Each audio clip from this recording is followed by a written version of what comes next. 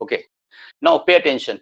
See, basically we are learning active voice and passive voice. So first of all you need to identify what is the language of active voice and what is the language of passive voice. अगर आपने identify कर लिया तो आपने आधी तो victory कर ली। तो एक्टिव वॉइस की लैंग्वेज और पैसिव वॉइस की लैंग्वेज का मतलब है कि जब इंग्लिश लैंग्वेज को बोलते हो तो ऐसा बोला जाता है कि इंग्लिश में वर्ब बहुत इंपॉर्टेंट है, यानी क्रिया बहुत इंपॉर्टेंट है। बिना क्रिया के सेंटेंस बनते ही नहीं। एक्चुअली सच भी है, बिना क्रिया के सेंटेंस नहीं बनता है। और सेंटेंस की एक डेफिनेशन इंग्लिश में बोली जाती है कि सेंटेंस आप उसको बोलते हो जिसमें एक सब्जेक्ट हो और एक वर्ब हो, एक सब्जेक्ट हो और एक वर्ब हो, उसको आप सेंटेंस बोलते हैं। जो आपने डेफिनेशन पढ़ा है कि sentence is a group of words which makes a sense, that is a sentence. उसके अलावा सबसे इंपॉर्टेंट डेफिनेशन ये है कि a sentence is made of subject and verb, right. तो एक्टिव वॉइस ही मैक्सिमम लोग जानते हैं कि सेंटेंस मतलब एक सब्जेक्ट होना चाहिए और एक वर्ब होना चाहिए। सब्जेक्ट क्या होता है? जो काम करने वाला व्यक्ति होता है या वस्तु होता है, राइट। लेकिन सब्जेक्ट ऐसा भी हो सकता है जो कुछ काम नहीं कर रहा है। ओके, लेकिन एक्टिव वॉइस और पैसिव वॉइस को समझने के लिए आप सेंटर में रखते हो किसको? क्रिया को, यानी वर्ब के ऊपर आधारित सेंटेंसेस। तो दो तरह की क्रियाएं इंग्लिश में होंगी। एक ऐसी क्रिया जिसमें कुछ करना बता रहे हो आप। किसका करना? सब्जेक्ट का कुछ करना, यानी करने वाला होगा और उसका कुछ करना बता रहे हो। फिर एक दूसरी लैंग्वेज है पैसिव वॉइस, इसमें भी कुछ करना हम बता रहे हैं, लेकिन करना का जो फॉर्मेट है वो चेंज हो जाएगा। कुछ करना नहीं बल्कि कुछ किया जाना, इस सेंस में आपको बताना है। कुछ काम का किया जाना। अब जैसे आप किया जाना बताओगे तो करने वाला कोई तो है, लेकिन उसको इंपॉर्टेंस ना देके आप किसको इंपॉर्टेंस देते हो? ऑब्जेक्ट को इंपॉर्टेंस देते हैं। तो एक बार डिफरेंस देखते हैं, एक्टिव वॉइस की लैंग्वेज में क्या होता है और पैसिव वॉइस की लैंग्वेज में क्या होता है। तो एक्टिव वॉइस की लैंग्वेज में जो मेन आपका वर्ड होगा वो कौन होगा? सब्जेक्ट। आपका पूरा फोकस होगा सब्जेक्ट के ऊपर और सब्जेक्ट का कुछ करना आप दिखाओगे, राइट। जैसे कि मैं इंग्लिश पढ़ाता हूं या राम एक पत्र लिखता है या आप लोग क्लास अटेंड कर रहे हो, ये सब एक्टिव वॉइस की लैंग्वेज है।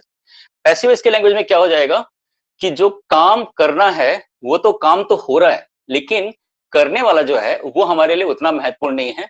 कई बार तो हम इसको लगाते भी नहीं है कौन काम कर रहा है। हमारा ज्यादा इंपॉर्टेंट क्या है कि क्या काम हो रहा है और किस चीज के ऊपर हो रहा है। तो जिस चीज के ऊपर काम होता है उसको आप ऑब्जेक्ट बोलते हो, जिस चीज के ऊपर काम होता है उसको आप ऑब्जेक्ट बोलते हो। जैसे कि मैं बोलूंगा कि लेटर को लिखा जा रहा है ना। तो लेटर खुद तो लिखता नहीं है अपने आप को, इसलिए ये सेंटेंस पैसिव वॉइस का हुआ क्योंकि लेटर के ऊपर काम हो रहा है। या आप बोलोगे सभी लोग को वैक्सीनेट किया जा रहा है, तो सभी लोग जो है वो खुद को वैक्सीनेट तो नहीं कर रहे हैं, है ना। वैक्सीनेट का प्रोसेस हो रहा है। तो कुछ एक्शन का होना या किया जाना ये पैसिव वॉइस की मेन पहचान है। जैसे बोलता हूँ कि मैच खेला गया है, तो मैच अपने आप को खुद नहीं खेलता है, खेलने के लिए तो खिलाड़ी होते हैं, है ना। तो जब भी आपको ऐसा लगे कि किसी ऑब्जेक्ट के ऊपर बात हो रही है और उसके ऊपर कोई एक्शन हो रहा है तो आप समझ लेना कि वो पैसिव वॉइस की लैंग्वेज है। जैसे आप देखो ये पेन का यूज हो रहा है तो ये पैसिव वॉइस का लैंग्वेज है क्योंकि ये पेन के ऊपर बात शुरू हो रही है। अब पेन खुद तो अपने आप को यूज नहीं कर रहा, मैं यूज कर रहा हूँ, तो पेन का यूज हो रहा है तो पेन इज यूजिंग गलत लैंग्वेज होगी, है ना। उसको अलग पैटर्न में बोलना है। अब पैटर्न देखते हैं, बहुत इंपॉर्टेंट पॉइंट देखेंगे, बहुत इंपॉर्टेंट इंफॉर्मेशन आपके लिए है। और अगर आपने इसको सीख लिया तो आप हजार तरह के पैसिव वॉइस के सेंटेंस भी बोल पाएंगे। एक्टिव वॉइस तो आपको काफी हद तक आता है। एक्टिव वॉइस की लैंग्वेज में वर्ब्स होती हैं, आप जानते हैं। और हम लोग क्या है, एक्टिव वॉइस पैसिव वॉइस को तभी सोचते हैं जब वर्ब की बात हो, क्रिया की बात हो। तो जो भी क्रिया है यहाँ पे फर्स्ट फॉर्म हो सकता है, सेकंड फॉर्म हो सकता है, थर्ड फॉर्म हो सकता है, आईएनजी हो सकता है, बहुत कुछ हो सकता है एक्टिव वॉइस के लैंग्वेज में। पैसिव वॉइस की लैंग्वेज में भी होता है जैसा कि एक्टिव वॉइस में होता है, लेकिन पैसिव वॉइस में सबसे इंपॉर्टेंट बात क्या है कि एक वर्ब बी का कोई ना कोई रूप लगेगा, बी का कोई ना कोई रूप लगेगा ही पैसिव वॉइस के लैंग्वेज में। और एक और पॉइंट इसके पहले हमने डिस्कस किया कि थर्ड फॉर्म क्रिया का लगेगा ही, यानी बी का कोई रूप लगना चाहिए और थर्ड फॉर्म लगना चाहिए। थोड़ा हल्का फुल्का आइडिया देता हूँ, बी का कोई भी रूप, या तो बी खुद हो सकता है कि बी खुद भी तो अपने आप में एक क्रिया है। तो बी का एक रूप होता है इज एम आर, जो पहला फॉर्म होता है। इसका दूसरा रूप होता है वॉज वर, राइट। अच्छा, इज एम आर और वॉज वर के बारे में आपने पढ़ा था कि उसके बाद आईएनजी लगाते हैं। तो ये जो बी वर्ब है इसका आईएनजी फॉर्मेट भी लगा दिया जाता है पैसिव वॉइस में, ये आपको थोड़ा याद करना पड़ेगा, लास्ट क्लास में मैंने किया था। आप और देखें, बी का तीसरा फॉर्म होता है बीन। तो बीन को भी आप पैसिव वॉइस में यूज करते हो, लेकिन उसके लिए आपको हैज हैव, हैड या विल हैव का सहारा लेना पड़ता है। लेकिन मैं ये कहना चाह रहा हूं कि आप कुछ भी करो, बी का कोई ना कोई फॉर्मेट है और थर्ड फॉर्म है। अगर गौर से देखें तो बी वर्ब थर्ड हमेशा है पैसिव वॉइस में, बी और वर्ब थर्ड हमेशा ही है पैसिव वॉइस में, राइट। जितनी मॉडल्स होती हैं सारी मॉडल्स के बाद बी और वर्ब थर्ड लगा दिया जाता है, यानी ओरिजिनली बी को लगा दिया जाता है और वर्ब के थर्ड फॉर्म को लगा दिया जाता है। जैसे कि match will be played, will एक मॉडल है, मैच विल बी प्लेड। जैसे classes can not be taken या poverty can not be removed. Okay, जैसे the room should be cleaned, ऐसे करके बी और थर्ड फॉर्म। अभी जो इन्होंने बोला था the class is to start, तो इन्होंने कर दिया था the class is to be started. तो जहां पे टू और V1 आता है उसके लिए भी इंग्लिश में पैसिव वॉइस में टू बी और वर्ब थर्ड लगा दिया जाता है, राइट। तो इस तरह से पैसिव वॉइस का ये बेसिक थीम है। नाउ सबसे एक सॉलिड फॉर्मूला जो है एक्टिव वॉइस से पैसिव वॉइस बनाने का, वो ये है कि एक्टिव वॉइस की भाषा में सब्जेक्ट है और उसके तुरंत बाद वर्ब है। एक्टिव वॉइस की भाषा में सब्जेक्ट है, उसके तुरंत बाद वर्ब है, और फिर उसके बाद ऑब्जेक्ट आ सकता है वर्ब के बाद, है ना। पैसिव वॉइस की लैंग्वेज में ऑब्जेक्ट से शुरुआत होगी या ऑब्जेक्ट आपका मेन वर्ड होगा। अच्छा, उसके बाद उसके जो नेक्स्ट क्रिया आएगी ना, वो किसी ना किसी रूप में बी का फॉर्म रहेगी, किसी ना किसी रूप में बी का फॉर्म रहेगी, यानी कि या तो इजएमआर रहेगा या वॉज वर रहेगा या फिर बी खुद रहेगा या बी आईएनजी रहेगा या फिर बी डबल एन बीन रहेगा, इस तरह से रहता है। और थर्ड फॉर्म भी हमेशा चाहिए, तो ये डिफिकल्ट पार्ट हो जाता है। आप कई बार ना लिख के जानते हो लेकिन बोलते समय आपके मुंह से नहीं निकलता है, ये बहुत इंपॉर्टेंट बात है ना। तो बी और थर्ड फॉर्म की प्रैक्टिस बहुत ज्यादा कर लेना है अगर आपको पैसिव वॉइस के सेंटेंस बनाने हैं। अच्छा, इस चीज को ध्यान दो, आप लोग को स्कूल्स में कॉलेजेस में सिखाया गया है कि एक्टिव वॉइस से पैसिव वॉइस बदलने के स्टेप्स क्या होते हैं। उस स्टेप्स भी देखो यहां से देख सकते हो आप। जैसे एक सेंटेंस है कि राम, एक स्कूल का एग्जाम्पल है, राम और राइट्स, है ना, राइट्स अ लेटर। यहाँ तीन वर्ड दिख रहे हैं हमको, सब्जेक्ट, वर्ब और ऑब्जेक्ट, राइट। तो पैसिव वॉइस के लैंग्वेज में ऑब्जेक्ट को मुख्य बनाना है आपको, राइट, और सब्जेक्ट को लास्ट में लेके जाना है। और ये जो वर्ब है, इस वर्ब का थर्ड फॉर्म तो हमेशा रहेगा, हमने सीखा अभी कि थर्ड फॉर्म तो हमेशा रहेगा, और उसके पहले बी का कोई फॉर्म होना चाहिए। अभी जो बी का कोई भी फॉर्म लगता है ना, ये डिपेंड करता है ऊपर के टेंस के ऊपर या ऊपर के सेंटेंस के ऊपर। जैसे यहाँ फर्स्ट फॉर्म है तो बी का फर्स्ट फॉर्म, खैर इतना डीप नहीं जाएंगे। यहाँ देखिए अ लेटर, अ लेटर आपने लेके आए, और अगर प्रेजेंट टेंस की बात है, सिंपल प्रेजेंट टेंस की बात है या फर्स्ट फॉर्म वाली बात है, तो आपने यहाँ पे क्या लगा दिया, इज एम आर में से एक लगा दिया, तो बी का एक फॉर्म लगा इज, और राइट का थर्ड फॉर्म क्या लग गया, रिटन। तो अ लेटर इज रिटन, ये मेन सेंटेंस है, अ लेटर इज रिटन, ये मेन फॉर्मेट है, अ लेटर इज रिटन। अच्छा, राम के द्वारा, उसको लास्ट में कर दो बाय राम। अगर ऐसा बोले कि राम जो है, वैसे मेरा नाम भी रघुवीर है, राम इस पेन का यूज करता है, राम इस पेन का यूज करता है। तो ये जो पेन है और एक पेन है और इसका यूज होता है, मान लिया राम के द्वारा होता है, तो अगर मैं बोलूं कि इस पेन का यूज होता है, तो दिस पेन के बाद मुझे यूज का थर्ड फॉर्म लगाना पड़ेगा, यूज्ड, और उसके पहले एक बी का कोई ना कोई फॉर्म रखना पड़ेगा, इज रखना पड़ेगा। This pen is used by me for example. अच्छा, ये पेन यूज हुआ, पास्ट की बात करें तो वॉज लगा दिया, दिस पेन वॉज यूज्ड। अच्छा, ये पेन यूज हो रहा है, आईएनजी वाली बात आई तो बी आईएनजी का बीइंग लगा दिया, this pen is being used, right, use हो रहा था, this pen was being used. ऐसे करके अगर आप इसी फॉर्मेट को लेना चाहें, हम इसी को लेते हैं, देखिए Ram writes a letter, right, इसको हम कई कई फॉर्मेट में बोलने की कोशिश करते हैं। तो Ram writes a letter is written by Ram. अगर मैं बोल दूं राइट्स को रोट बोल दूं, सब लोग ध्यान से देखना, अगर मैं राइट को रोट बोल दूं, तो राम रोट अ लेटर, तो नेचुरली इसका पैसिव वॉइस हो जाएगा अ लेटर, अ लेटर, और सेकंड फॉर्म है तो उसके लिए मुझे बी का सेकंड फॉर्म लगाना पड़ेगा, यानी कि वॉज लगाना पड़ेगा। और वॉज क्यों लगाया, वर्ड क्यों नहीं लगाया, ये भी डिपेंड करेगा कॉम्बिनेशंस कैसे हैं। देखो कितने कॉम्बिनेशंस काम करते हैं इंग्लिश में, एक लेटर है इसलिए वॉज लगाया, अधिक होते तो वर्ड लगाता, अ लेटर वॉज, और रोट का थर्ड फॉर्म रिटर्न होगा, तो a letter was written by Ram. ये इतने सिंपल एग्जांपल्स हैं कि आपने स्कूलों में सीखा है, कॉलेजेस में सीखा है। अगर थोड़ा सा मैं आगे जब बढ़ूं, अगर इसको मैं ऐसा बोलता हूं कि Ram is writing a letter, यहां से थोड़ा कठिन होता है, और मेरे ख्याल से इस क्लास में जितने भी हैं सब शायद जानते हैं कि Ram is writing a letter, इसका अगर पैसिव वॉइस बनाना है तो क्या होगा? Anybody can speak please. Ram is writing a A letter. letter is being written by Ram. Very good Anand, nice to hear your voice. A letter is being, देखो क्या किया है इन्होंने, एक बार प्रॉपर्ली फाइनली देख भी लें। अ लेटर, और अब क्या किया, ये इज जो है ना, क्योंकि आईएनजी वाला केस है तो मजबूरी है कि आपको इज एम आर के बाद आईएनजी लगाना पड़ेगा, है ना, लगातार चल रहा है। तो लगातार बनाने के लिए क्या किया है, जो पैसिव वॉइस का फॉर्मेट है बी वाला, उस बी को आईएनजी से फॉर्म कर दिया। अ लेटर इज बीइंग, और इसके अंदर की जो वर्ब थी ना राइट, उसका आईएनजी गायब कर दिया। उसके बदले क्या कर दिया, इसका थर्ड फॉर्म तो हमेशा रहने ही वाला है, वैसे भी पैसिव वॉइस में थर्ड फॉर्म तो रहने ही वाला है, आपको मैंने पहले बताया। A letter is being written by Ram.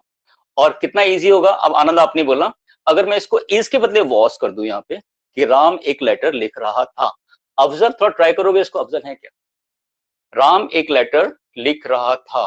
Okay, तो क्या हो जाएगा पैसिव में, क्या हो जाएगा? Ram was writing a letter, तो पैसिव में क्या हो जाएगा? Anybody?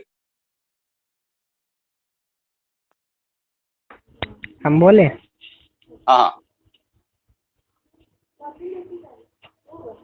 a letter was being written by Ram. Okay that's fine. तो यहां तक भी काफी इजी है। अच्छा, इसको और कुछ फॉर्मेट में लेते हैं। लास्ट क्लास में मैंने बीन का यूज बताया था। बीन थर्ड फॉर्म है, राइट? तो बीन थर्ड फॉर्म है किसका? बी का, यानी कि बी का थर्ड फॉर्म बीन। ओके, और वर्ब का थर्ड फॉर्म, वर्ब का थर्ड फॉर्म, तो वर्ब का थर्ड फॉर्म रहने ही वाला है। ये बीन वर्ब थर्ड का यूज हम लोग कब कब करते हैं? बीन वर्ब थर्ड का यूज हम लोग करते हैं जब आप परफेक्ट टेंसेस का यूज कर रहे हैं। तो Ram has written a letter has been written by Ram. अगर होगा Ram had written a letter, तो a letter had been written by Ram. और एक Ram will have written a letter, तो a letter will have been written by Ram हो जाएगा, राइट? तो इतना मेरे ख्याल से आपको आ ही चुका है, राइट? यहां तक आप जानते हैं। तो इनको अगर आपको अलग अलग प्रॉपरली ध्यान में रखना है तो मैं आपको 2 पेजेस भेजने वाला हूं, उनको आप अच्छी तरह से स्टडी कर लीजिएगा। ओके, तो बी के जो भी फॉर्म्स हैं एक बार फिर से देख लीजिए। बी के जो फॉर्म्स हैं वो is, am, are, was, were, is, am, are, being, has, have, had, will have के बाद बीन, या जितनी मॉडल्स आएंगी कैन, मे, कुड, माइट, उनके बाद बी और वर्ब थर्ड लगा के आप कर सकते हैं, राइट? तो ये बेसिक डिफरेंस है एक्टिव वॉइस और पैसिव वॉइस की लैंग्वेज का। अब हम लोग क्या करते हैं, एक साथ पूरा का पूरा पैसिव वॉइस कवर अप करने की कोशिश करते हैं। जितना भी पढ़ा है आपने पिछले 2-3 दिनों में, एक साथ पूरा कवर अप करते हैं, राइट? उसका एक पैटर्न मैं आपको बताने की कोशिश करता हूं, बहुत ध्यान से इसको सुन लेंगे और समझ लेंगे। इतना मेरे बोलने के बाद अगर किसी के मन में कुछ भी डाउट्स है तो थोड़ा मुझे बता देंगे प्लीज। यानी आज के बाद आपकी एक्टिव वॉइस पैसिव वॉइस के कॉन्सेप्ट पूरी तरह से क्लियर होना चाहिए, ऐसा मैं चाहता हूं। तो इन सारी चीजों को बहुत अच्छी तरह से समझने के लिए फिर से हम लोग ऐसा करते हैं, मैं एक तरफ एक्टिव वॉइस लिखता हूं, एक्टिव वॉइस, और एक तरफ लिखता हूं पैसिव वॉइस। ना ध्यान देना, जितना भी एक्टिव वॉइस पैसिव वॉइस के अंदर मसाला है पूरा मैं यहाँ पे एक ही बोर्ड के एक ही पोर्शन में कवर अप करने की कोशिश कर रहा हूं, तो सब लोग ध्यान देंगे। एक्टिव वॉइस में 2 टेंस हैं। मान लिया सिंपल के 2 टेंस हैं। सर एक सिम हाँ सर वो बीच में कुछ लिखे हुए हैं क्या? हाँ, वो जानबूझ के लिखा है। उसके ऊपर क्या होता है, लाइट पड़ता है ना आनंद, तो हाँ, तो क्या लिखा हुआ वहां पे है? मैम कुछ नहीं, वो ऐसे ही रब किया हुआ है बस। ओह, हमको लगा अच्छा, कुछ लिखा हुआ है। हाँ देखो, सिंपल प्रेजेंट टेंस जो होता है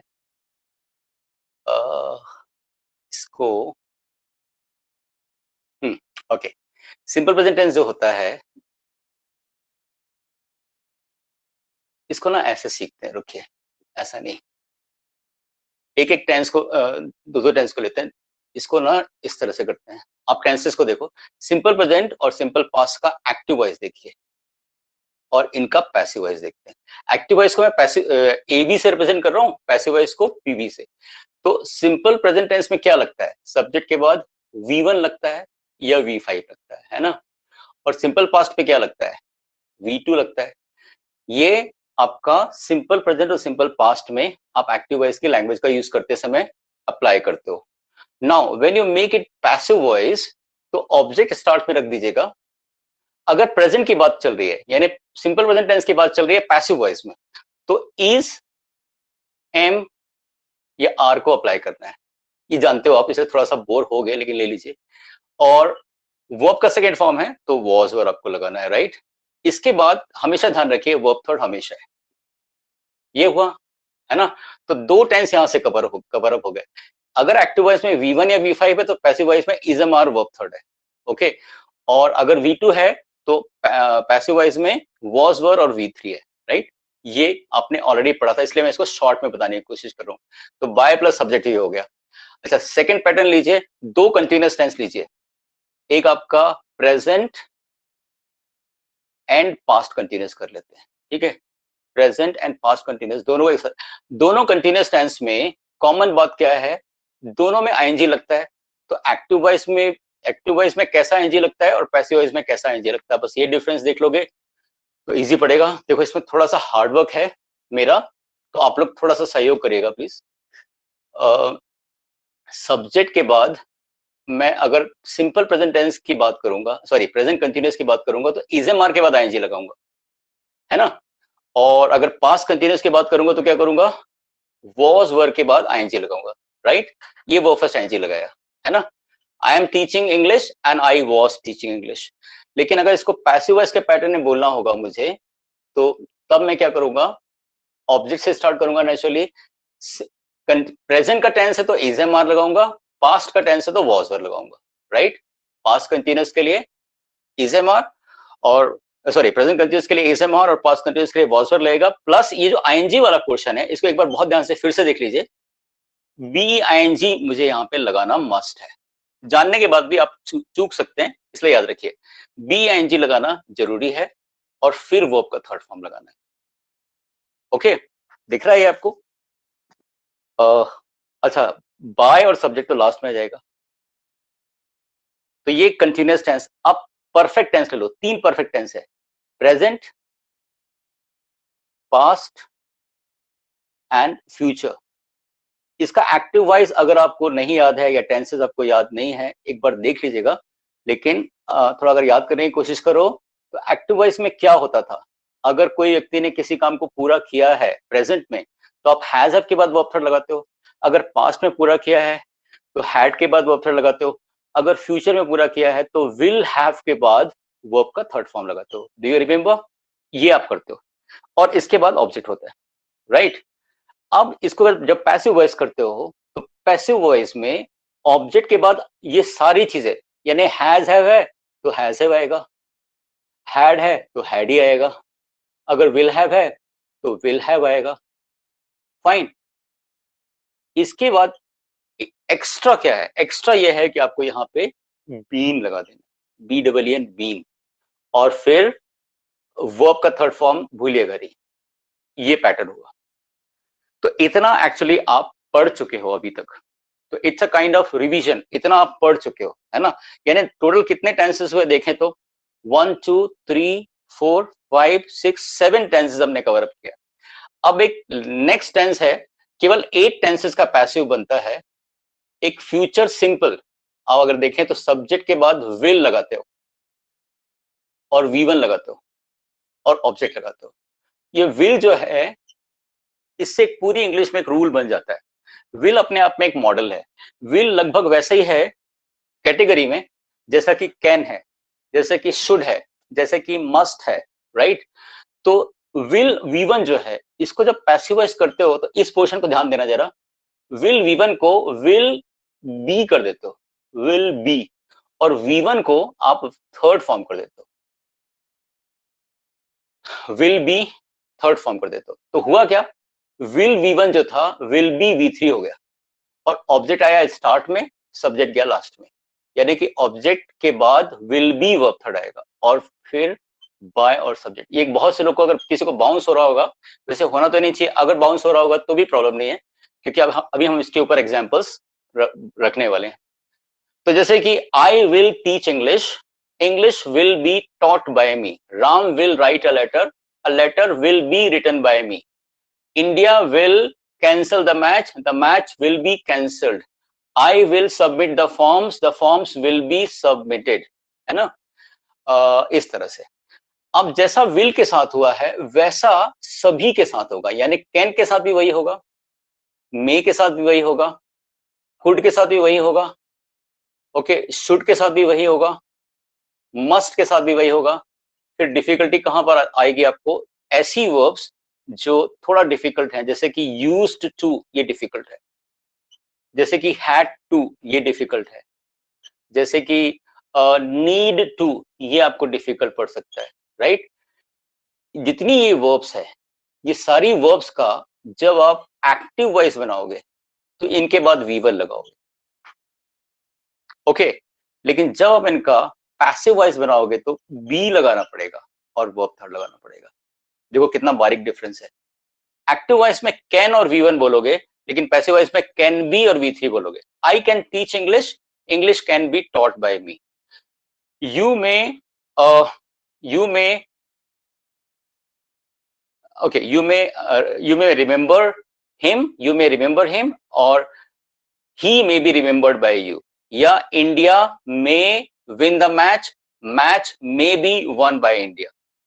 I could not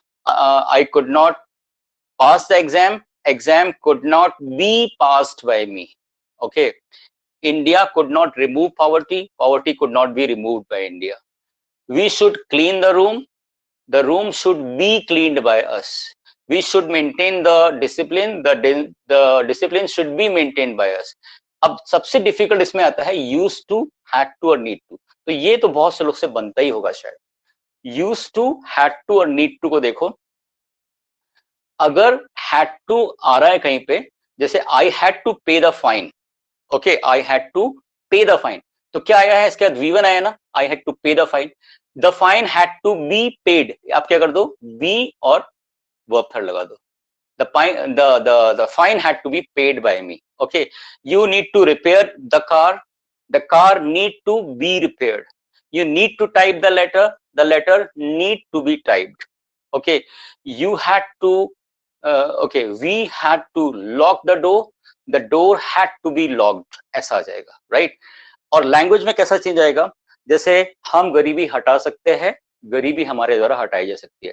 तुमको लेटर टाइप करने की जरूरत है, लेटर तुम्हारे द्वारा टाइप किए जाने की जरूरत है, ओके।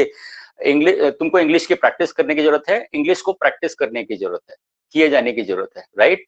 मुझे इसको यूज करने की जरूरत है, इसे मेरे द्वारा यूज किए जाने की जरूरत है, ओके। तो वैसे क्या है, हिंदी में ना थोड़ा अलग तरह से कई बार सुनाई पड़ता है, लेकिन जैसे ऑब्जेक्ट से स्टार्ट हो रहा है, आपको अगर इसमें से कोई भी वर्ब आ रही है तो आपको बी वर्ब थर्ड लगाना पड़ेगा। एक सेंटेंस लेते हैं, जैसे बोलेंगे तुम्हारी कार को रिपेयर होने की जरूरत है। अब कार अपने आप तो रिपेयर होती नहीं है, राइट। तो आप ऐसा नहीं बोल सकते your car need to repair, आपको बोलना पड़ेगा your car need to be repaired. पैसा जमा करने की जरूरत है, मनी नीड टू पे नहीं, money need to be paid, okay. घर साफ किया जाना चाहिए, होना चाहिए, room should be clean, okay.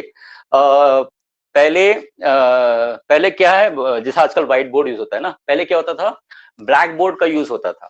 अच्छा, ब्लैक बोर्ड का यूज होता था, ये ब्लैक बोर्ड खुद अपने आप को यूज करता था, नहीं, ऐसा तो नहीं है। ब्लैक बोर्ड का यूज होता था, ऑब्जेक्ट है और उसका यूज होता था। और पुरानी बात है जो पहले होती थी अब नहीं होती है, यूज टू का उपयोग करोगे। So the black board used to be used, double used आ गया, the blackboard used to be used in some times ago, okay, इस तरह से। तो letters used to be typed by typewriters, पहले टाइपराइटर से लेटर टाइप होते थे, तो लेटर अपने आप तो टाइप होते नहीं थे, लेटर टाइप होते थे, letter used to be typed, ऐसा। तो लाइक दिस पैसिव वॉइस की लैंग्वेज का सबसे खास बात है, हिंदी से भी ऊपर उठना पड़ेगा आपको, केवल ये देखना पड़ेगा फाइनली कि ऑब्जेक्ट के ऊपर बेस्ड बात हो रही है, तो मुझे इस पैटर्न की वर्ब्स यूज करनी है। किस पैटर्न की, ये वाली पैटर्न की, या फिर ये वाले पैटर्न की, या फिर ये बीन वाले पैटर्न की, तो क्या क्या इंपॉर्टेंट हो गया? बीइंग इंपॉर्टेंट हो गया, ठीक है, बीन इंपॉर्टेंट हो गया, और बी वर्ब थर्ड इंपॉर्टेंट हो गया पैसिव वॉइस की लैंग्वेज को सीखने के लिए। तो क्या हुआ, मतलब अगर आप पैसिव वॉइस सीख गए तो आपने बी का यूज करना सीख लिया, आपने बीन का यूज करना सीख लिया, और आपने बीईआईएनजी का यूज करना सीख लिया। आज मैंने जो क्लास लिया है उसमें ऐसा मान के लिया है कि जैसे कि बहुत सारा कुछ आप जानते ही हो, है ना?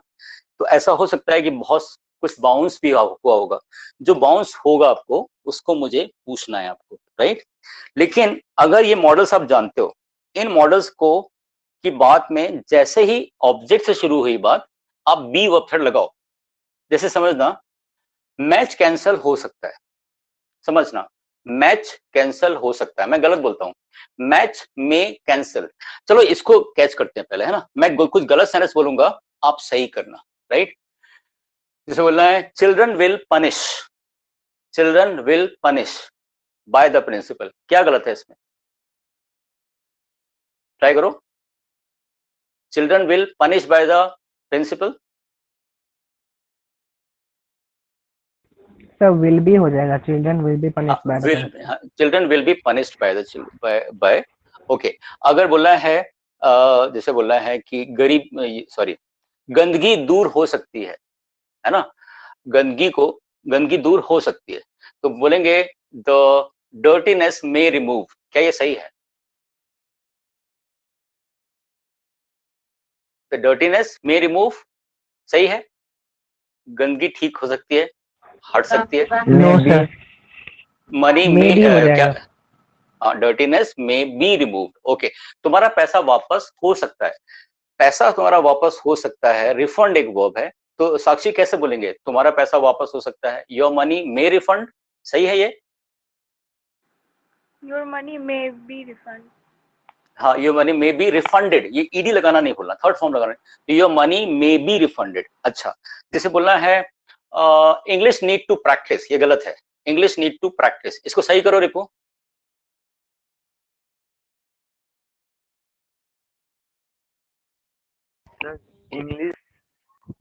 English need to be practiced. Very good. अच्छा, एक सेंटेंस बोलता हूँ, ये काम करना है, ध्यान देना है, ये काम करना है, this work has to do, this work has to do, ये गलत है, सही करो। This work has to be done. Very nice, this work has to be done, okay. जैसे बोलना है कि जैसे बोलना है उस घर को खाली करना पड़ा, that house had to vacate, that house had to vacate. Ravi, उस घर को खाली करना पड़ा, मैं गलत बोल रहा हूं, that house had to vacate, आप सही कैसे करोगे? had to be vacated. That house had to be vacated, ऐसा बोलना पड़ेगा, that house had to be vacated, okay. जैसे बोलना है this letter need to type, क्या क्या मिस्टेक है? This letter need to type, सही क्या होगा? इस लेटर को टाइप करने की जरूरत है, this letter need to type, Need to be typed. Okay, this letter need to be typed, ये हमने बी वाला पैटर्न लिया। अच्छा, आप कुछ ऐसे पैटर्न लेते हैं यहाँ पे जिसमें आपको लगेगा कि वो कंटिन्यूअस टेंस में बोल देता हूं मैं, लेकिन आपको एक्चुअली बी आईएनजी लगाना पड़ेगा, सुनना बहुत ध्यान से। जैसे बोला है ये घर में पेंट हो रहा है, इस घर में पेंट हो रहा है, तो कैसे बोलेगा? दिस हाउस इज पेंटिंग, कैसे बोला जाएगा इसको? दिस हाउस इज, बताइए कोई, this house is, anybody please, ये घर पेंट हो रहा है, हाँ, this house is being painted. English पढ़ाई जा रही है, इंग्लिश पढ़ाई जा रही है, कैसे बोलोगे साक्षी? English is हाँ, इंग्लिश इज, बोल दीजिए Ravi, English is being taught. taught. तो कंटिन्यूअस कोई भी बात चल रही हो और ऑब्जेक्ट के ऊपर बात आपके आ गई आपके दिमाग में, तो आप बीइंग लगा के बोल दो। जैसे बोलना है रोड बन रही है, तो आप ऐसा नहीं बोलो रोड इज मेकिंग, रोड बन रही है, रोड इज मेकिंग, गलत हो गया, क्या हो जाएगा? Road is being constructed. Road is, इसको पूरा बड़ा करके बोलना पड़ेगा, वेरी नाइस, बीइंग लगा के बोलना चाहिए, है ना। ओके, ऐसे कंप्लीट हो गया जो काम, लेकिन आपका फोकस कहां पर है, कोई एक्शन हुआ है और कोई ऑब्जेक्ट है, जैसे खाना, खाना जो है लग गया है, यानी लग गया मतलब सर्व हो गया है, ठीक है, खाना सर्व हो गया है। साक्षी कैसे बोलोगे इसको, खाना सर्व हो गया या लग गया है? The food has been served. Okay, very good, food has been served.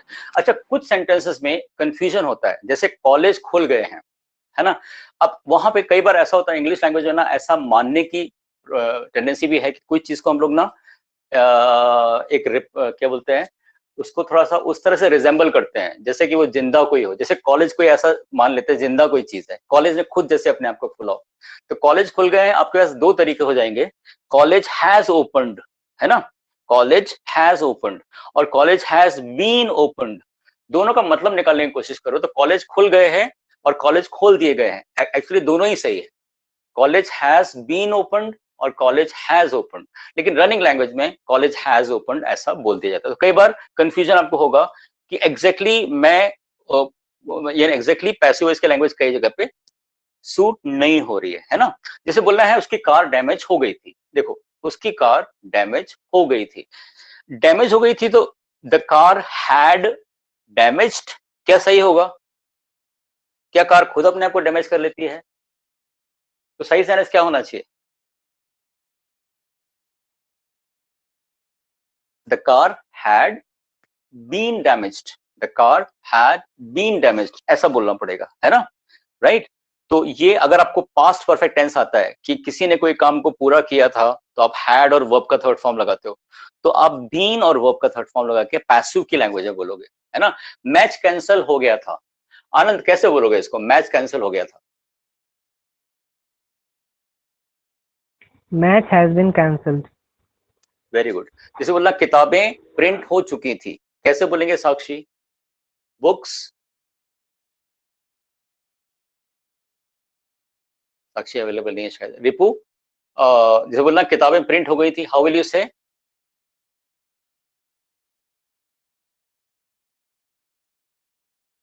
Ripu can you hear me?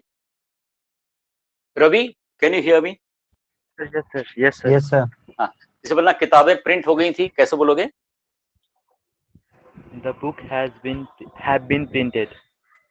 The book had been printed, very good very good, okay. अच्छा, ऐसा लगता है कि इस साल के अंत तक इंडिया की पूरी पॉपुलेशन को वैक्सीनेट किया जा चुका होगा, है ना। अभी 90 करोड़ लोग तो वैक्सीनेट हो चुके हैं, तो अच्छा 90 करोड़ लोग वैक्सीनेट हो चुके हैं, ये कोई बोलेगा इंग्लिश में? 90 crore people, 90 crore people have been vaccinated. Very good, 90 crore people have been vaccinated. और अगर ऐसा बोलना है कि इस साल के अंत तक इंडिया की पूरी पॉपुलेशन को वैक्सीनेट किया जा चुका होगा, 90 करोड़ हो गए तो समझ लो सर, सपोज ऐसा मानते हैं 100 करोड़ तो हो ही जाएगा, या ऐसा बोल दो द होल पॉपुलेशन, पूरी पॉपुलेशन को इस साल के अंत तक वैक्सीनेट किया जा चुका होगा, how will you say, anybody, At the Ravi end और of रिपू? this year, या the whole population of India, the whole population of India have been vaccinated. हाँ, तो हैव बीन वैक्सीनेट बोला है आपने, बहुत अच्छा बोला है, लेकिन विल लगा दो उसके पहले, क्योंकि फ्यूचर की बात हो रही है ना। So the whole population have of been India will have been vaccinated. देखो बिल को कैसे इंसर्ट किया, विल को हमने इसलिए लगा दिया कि हम फ्यूचर के सेंस में बात कर रहे थे। अच्छा, अगर हम प्रेजेंट के सेंस में बात कर रहे थे तो हैव या हैज का यूज कर रहे थे कि सबको वैक्सीनेट किया गया है। अगर पास्ट की वैक्सीनेट किया गया था, लास्ट ईयर केवल 10 करोड़ लोग को वैक्सीनेट किया गया था या केवल 10 लाख लोग को वैक्सीनेट किया गया था, तब क्या बोलोगे, हैड बीन लगा के बोलोगे। तो last year only 10 lakh people had been vaccinated, but this year 90 crore people have been vaccinated, and by the end of this year the whole population of India will have been vaccinated.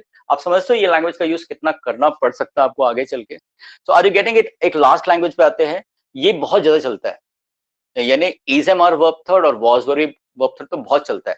इसको ऐसे समझो, कुछ भी आ ई ए से and हुआ sentence आपका, आ ई ए vowels, आ ई ए ओ, ऐसे वो चला गया, वो आ गई, तो कुछ हुआ, कुछ किया गया। जैसे बोला मैच कैंसिल हो गया, मैच कैंसिल हो गया, आप ऐसे लगाओ, वॉज वर्ब वर्ब थर्ड लगाओ, मैच वॉज कैंसल्ड। ओके, जैसे बोलना है कार डैमेज हो गई, कार वॉज डैमेज, मेरी साइकिल चोरी हो गई। अब साइकिल खुद अपने आप को चोरी नहीं करती है, तो साइकिल ऑब्जेक्ट है। मेरी साइकिल चोरी हो गई, रवि कैसे बोलोगे, आपकी साइकिल चोरी भी हुई थी शायद ना, तो मेरी साइकिल चोरी हो गई, how will you say this Ravi?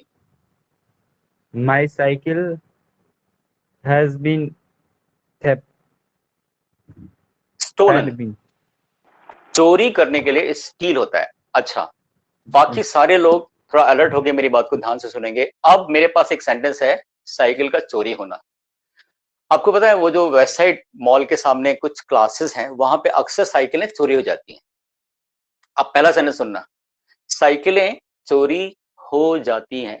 क्या साइकिलों के पास ऐसा कुछ पावर है कि वो अपने आप को खुद चोरी कर लेती हैं? बिल्कुल ऐसा नहीं है। जनरली साइकिलें चोरी हो जाती हैं, तो आपको बोलना पड़ेगा cycles are stolen from here, cycles are stolen from here. अब जैसे बोलना है पिछले हफ्ते मेरी साइकिल चोरी हो गई, पास्ट की बात है, तो my bicycle was stolen last week. पिछले हफ्ते मेरी साइकिल चोरी हो गई, माई बाइसिकल वॉज स्टोलन। इसको थोड़ा और बढ़ा चढ़ा के बोलना चाहो कि चोरी हो गई थी, तो आप हैड से बोल सकते हो कि my bicycle had been stolen, चोरी हो गई थी, my bicycle had been stolen.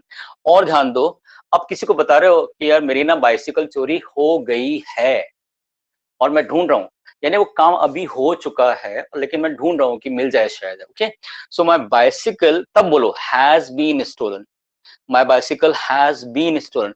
Are you getting it कि कैसे हम टाइम के रेफरेंस में चलते हैं? जब आप इंग्लिश बोलते हो कैसे टाइम को लेके चलते हो?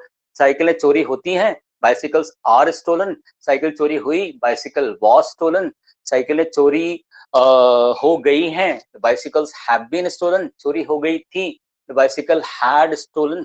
ओके, और तो इस तरह से आप यूज करते हो। तो अब एक सेंटेंस मैं आपसे चाहूंगा इस कैटेगरी में कि एक बड़ा सेंटेंस करते हैं, साइकिल यहां मत रखो, तुम्हारी साइकिल चोरी हो सकती है। रिपु आप इसको बोलो जरा, साइकिल यहां मत रखो, तुम्हारी साइकिल चोरी हो सकती है। Ripu, don't keep the bicycle here. Ripu, Ripu नहीं कैच कर पा रहे हैं बिकॉज वो नेटवर्क का प्रॉब्लम है। साक्षी आप ट्राई करो। Don't keep your bicycle here. It may be stolen. अच्छा, जैसी मे कैन ये सब आता है, आप लोग और ध्यान रखो, बी लगाना है ना। इट मे बी स्टोलन है तो इजी, एक्चुअली देखो सब इजी है इंग्लिश में, हमारे नेचर में आया कि नहीं, हमारी जुबान पे चढ़ा कि नहीं, है ना। सो इसलिए ना जब कोई आपको समझाएगा ना तो इजी हमेशा लगेगा, लेकिन आप बोलते समय गलती करोगे। So car may be stolen, your cycle may be stolen. Okay, देखो डिसिप्लिन तो बहुत जरूरी है और क्लास में डिसिप्लिन को मेंटेन करा जाना चाहिए। डिसिप्लिन बहुत जरूरी है और क्लास में डिसिप्लिन को मेंटेन किया जाना चाहिए। कैसे बोलोगे आप इसको रिपु या फिर आनंद, अगर रिपु नहीं बोल पाएंगे? रिपु और आनंद। The हाँ, discipline is very necessary and it should be maintained in the class. very good. Discipline is very very necessary. It should be maintained in the class. It must be maintained in the class. अच्छा, it must be maintained in the class. It should be maintained in the class. अब अगर आपका मन है तो need to भी बोल दो कि इसको ना डिसिप्लिन को मेंटेन करने की जरूरत है। Discipline need to be maintained, discipline should be maintained, discipline must be maintained. आपके पास कितनी चॉइसेस हो जाती है। तुम्हारा पैसा वापस हो जाएगा, कोई बोलेगा इसको रिफंड वर्ब है, तुम्हारा पैसा वापस हो जाएगा, अपने आप वापस हो जाएगा नहीं, किसी के द्वारा Your किया money जाएगा। must Your be money will refunded. be refunded. Will be, must तो करना चाहिए वाली सेंस हो जाएगा रवि, है ना। Your money will be refunded. Okay, it's all right. So अच्छा, ये चैप्टर ना कल तक पूरा हो जाएगा, ये चैप्टर कल कंप्लीट हो जाएगा। मैं इसको ऐसे बोलूं क्या, this chapter will complete tomorrow. ये चैप्टर कल, साक्षी इसको कैसे बोलना चाहिए प्रॉपरली, Sir, this अगर मैं इसको प्रॉपर, हाँ, ये चैप्टर कल तक पूरा हो जाएगा। एक मिनट साक्षी को बोलने दीजिए, ये चैप्टर कल तक पूरा हो जाएगा। Sakshi are you there? Yes, sir. ये चैप्टर कल तक पूरा हो Chapter will be जाएगा। completed by tomorrow. Very good. तो अभी आप लोगों को सेंस मिल गया, पूरा थीम आ गया पकड़ में। अब क्या करना, केवल केवल ना थोड़ा सा अपनी टंग में लाने की कोशिश करिएगा। BEING को, BEEN बीन को, और बी और वर्ब थर्ड को, इसको अपनी टंग में लेके आने की कोशिश करिए और अपनी राइटिंग में भी लाने की कोशिश करिए। आनंद, आप जो आर्टिकल्स वगैरह लिखते हो उसमें यूज करिए। अब मैं आपको फाइनली एक दो सेंटेंस दे रहा हूं, please keep your pen and paper ready. मैं देखना चाहता हूं आप बना सकते हैं कि नहीं एक सेंटेंस को। एक बड़ा अच्छा मतलब जनरल जो आपकी बातचीत में यूज होता है, या आप आर्टिकल लिख रहे हो सपोज, तो उसमें आप कुछ यूज कर रहे हो, तो एक 3-4 सेंटेंस का मिक्सचर है, राइट। जैसे एक सेंटेंस है कि आप लोग पेन और पेपर थोड़ा निकाल के रखिए। मैं 3-4 सेंटेंस का मिक्सचर बोल रहा हूं और आपको उसको बना के मुझे बताना है। देखो सेंटेंस है, ये घर 20 साल पहले बनाया गया था। ये घर 20 साल पहले बनाया गया था। उसके पहले ये जगह एक सिनेमा हॉल थी। उसके पहले ये जगह एक सिनेमा हॉल थी, लेकिन लेकिन ये बिल्डिंग एक आग में डैमेज हो गई थी। लेकिन ये बिल्डिंग एक आग में डैमेज हो गई थी, तो इसलिए इसे गिराना पड़ा था। इसलिए इसे गिराना पड़ा था। थोड़ा हिंदी लिखे और इसको इंग्लिश में कौन मुझे ट्रांसलेट करके बता सकता है, वो मैं चेक करना चाहता हूँ। सब में से कुछ बीच का मिक्सचर है। आई थिंक सबसे मिस्टेक हो जाएगा इसमें। फिर से बोलता हूँ, जैसे बोलना है ये घर 20 साल पहले बनाया गया था, राइट। उसके पहले यहाँ या ये जगह एक सिनेमा हॉल थी, लेकिन इसलिए आ, बोलो ना। सर अब बोले, हाँ हाँ बोलिए। This house has been built 20 years ago। ओके, और आगे क्या था? हाँ उसके पहले ये जगह एक सिनेमा हॉल थी। Before that this place is a cinema hall। This place is a cinema hall. सब लोग देखते हैं ना मिस्टेक कहाँ कहाँ पर हो रही है ना, is a cinema hall. Was this ना। अच्छा, हाँ सब जगह देखना, हमारी पास्ट की आदत नहीं होती है। हाँ Yes। ओके। अच्छा, फिर उसके आता लेकिन बिल्डिंग क्या हो गई थी, लेकिन क्या हो गया था, ये जो बिल्डिंग थी यानी सिनेमा हॉल की जो इमारत थी, वो बिल्डिंग आग में डैमेज हो गई थी। एक आग में डैमेज हो गई थी, कैसे बोलेंगे? The building, But this It building will has been damaged by the fire। तो देखो बार बार ये हैज बीन बोल रही है ना साक्षी, क्योंकि हमको पास्ट में अपनी टंग को लेके जाने में मुश्किल होती है। तो हैज बीन के बदले क्या कर देना है साक्षी, आपको हैड बीन कर देना है। This building had been damaged, ठीक है, इन अ फायर, एक आग में डैमेज हो गई थी।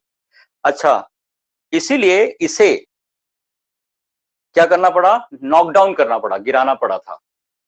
इसे गिराना पड़ा। अच्छा, ये कौन कर सकता है, इसे गिराना that's पड़ा। why that's why it, it इसमें से कुछ आएगा will be।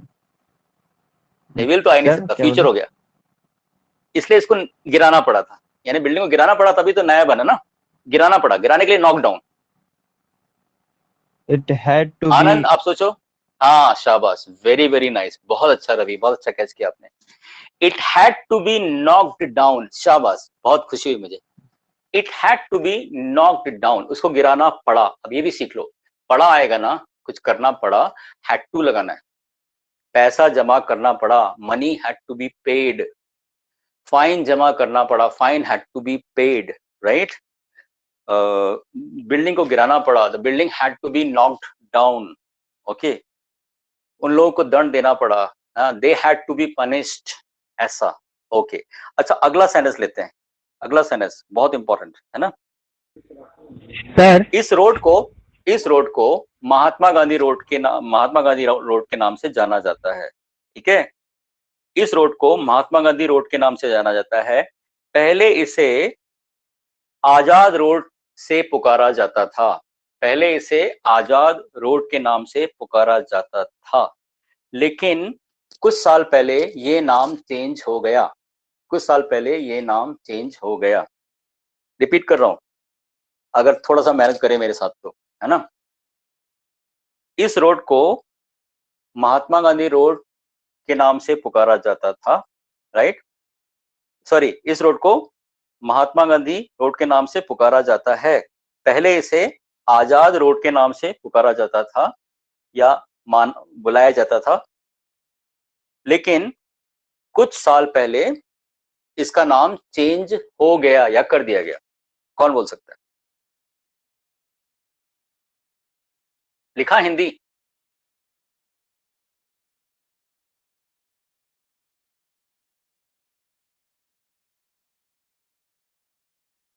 कुछ साल पहले। हाँ, कुछ साल पहले इसका नाम चेंज कर दिया गया।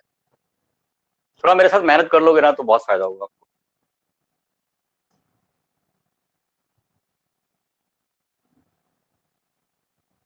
फिर से बोलूं, इस रोड को गांधी रोड के नाम से यस पुकारा जाता है। पहले इसे आजाद रोड के नाम से पुकारा जाता था, लेकिन इसका नाम कुछ साल पहले चेंज कर दिया गया। बताओ।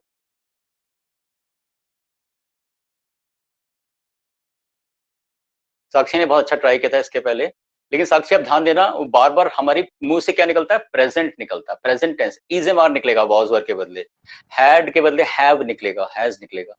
तो हमारी जुबान वहां तक 2 कदम आगे बढ़ी है, 3 कदम है ना, हमको 5 कदम भी आगे जाना है। ओके रिपु, आप ट्राई नहीं कर रहे हो? आप तो बहुत अच्छा कर सकते हो। आनंद इज ऑल्सो क्वाइट, आनंद इसको बहुत अच्छा कर सकते हैं मुझे लगता है। आनंद डिनर पे चले गए क्या आप? नहीं सर, बस प्लानिंग बना रहे हैं। अच्छा, प्लानिंग बना रहे हैं।